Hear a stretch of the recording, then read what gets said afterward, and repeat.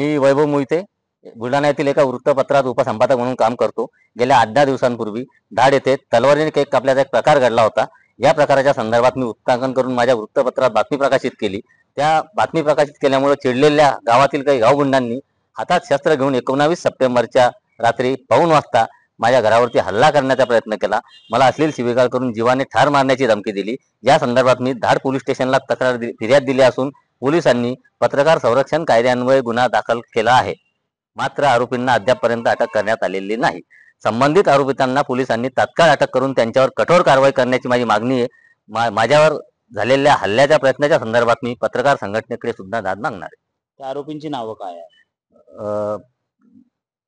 हल्ला करणाऱ्या आरोपींमध्ये गेल्या दीड महिन्यापूर्वी पोलिसांचं शासकीय वाहन अडवून पोलिसांना शिवीगाळ करणारे, भारतीय सैन्य दलात कार्यरत असलेल्या एका जवानाला फायटरने छत्रपती शिवाजी महाराज चौकात मारहाण करणारे जे आरोपी आहेत हे सराईत आहे.